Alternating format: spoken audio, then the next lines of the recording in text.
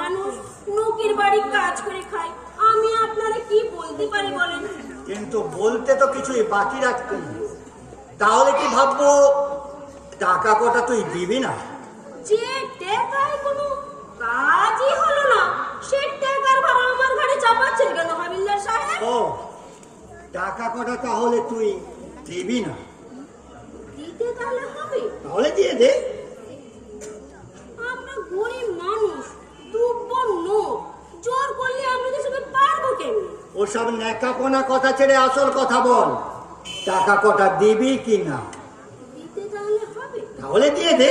ও টাকা হাতে যখন আসবে ও তখন দিয়ে দেবে। টাকাটা কখন তোমার হাতে আসবে?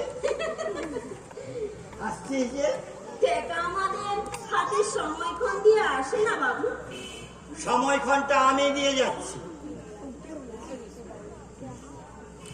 দুদিনের মধ্যে টাকাটা আমার চাই, নইলে তোর কপালে অশেষ দুঃখ আছে। দুঃখের আগুনে তো কপালটাই পোড়া, নতুন করে কি দুঃখ দেবেন হাবিলদার সাহেব?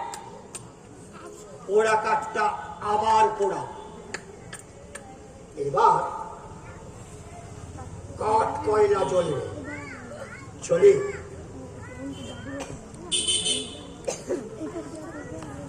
কি আর খেতে করবে, বড় জোর বিষ্টুকে ধরে চালান করে দিবি। বাবা কিছুতেই যেতে চায় না, বাইরে না উল্টো মেরে বসে থেকে দেখে না কোমরটা আমার একেবারে গেছে রে। লোকটা কিন্তু খুব খেপেছে, সাবধানে থেকো। এখন আর আমার ভয় কিসে?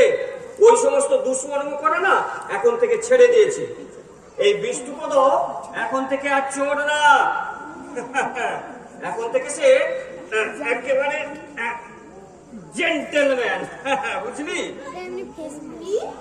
জেন্টেলম্যান। সেটা আবার কি জন্তু? জন্তু? জেন্টেলম্যান মানে কি জন্তু? মুখ খুমেছে রে কথা, ঘোড়ার পাতাটা পর্যন্ত পড়িস নি। কি এমন বিদ্যে ধরে এলেন গো? হ্যাঁ বিদ্যে ধরি তো, জানিস আমি ক্লাস 5 পাস। ওই বিদ্যে নিয়ে কি হয়েছে? চোখ চুপ। ধমকাচ্ছ কেন? বলি ধমকাচ্ছ কেন? বেশ করেছি, আমি আমার মেয়ে ছেলেকে ধমকেছি, তাতে কার কি?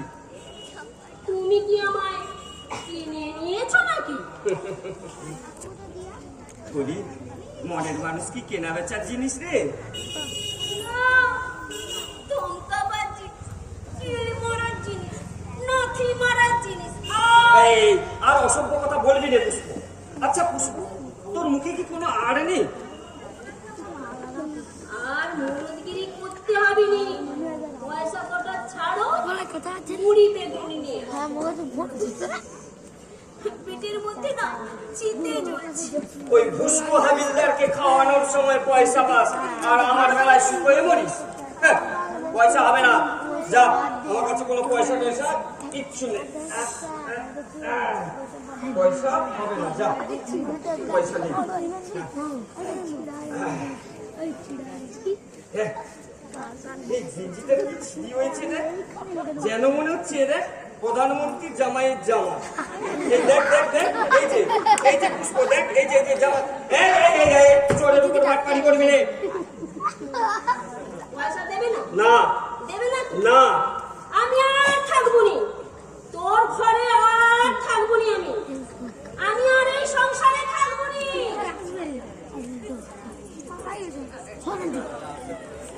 আমি আর থাকবো না, এখানে আর থাকবো নি। পেটে যদি চাকরি খিতি না পেলো, শুকাই মরি গেলেও তো কাঁদবারও কেউ নেই। যাচ্ছিস যা, তবে যাওয়ার আগে ঠিকানাটা দিয়ে যাস। যেদিকে দু চোখ যায় চলে যাবো। তুইও জানিস আর আমিও জানি, তোকে ছাড়া যেমন আমার চলবে না, আমাকে ছাড়াও না তোর চলবে না। এবার ওই জনার্দন হাবিলদারের কাছে চলে যাবো, ও আমারে অনেক করে সেধে গেছে। ও যাবি? তবে যা। আমি তো শালা একটা চোর। এই চোরের কাছে কোনো মেয়ে ছেলে ভালো থাকে না। ভালো থাকার কথা নয়, খিটি পাওয়ার কথা। কেন? তুই তো 4-4টে বাড়িতে কাজ করিস, তা সেই পয়সা যায় কোথায় শুনি? ও, সেই পয়সার উপর তোর বড় লোভ। লোভ আবার কিসের? হ্যাঁ, সেই পয়সার উপর তোর বড় লোভ। আমার গতর খেটার টাকা, যেই টাকা এই বাজারে জলটাও পর্যন্ত গরম হয় না, আর সেই টাকার উপর তোর বড় লোভ। তোর শেয়াল দোস্তি সব সময় সেই টাকার উপরে ঘুরছে। কি বললি? তোর গতর খাটার টাকা? না, তোর মতো চুরির টাকা নয়। খবরদার পুষ্প। কেন, কি করবি তুই? আমি চোর না, আর তুই চোর না? হ্যাঁ, আমি তো তোর মতো রাতের বেলা শীত কাঠি নিয়ে বেরোই রে। ওই দত্ত বাড়িতে মশলা বাটতে দিয়েছিল, সেই মশলা থেকে তুই মশলা কচড়ে করে নিয়ে আসিস নি? সে তো মুখ করা তোর জন্য রে। ঝাল ঝাল তরকারি না হলে রাজা বাহাদুরের মুখে রোচেই না।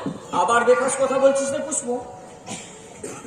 তুই যেতে চাইছিস, চলে যা। তোর ওই হাবিলদারের কাছেই চলে যা। তুই সেখানে বাঁচ, ভালো থাক, ভালো থাক। তুই চলে যা, তুই চলে যা।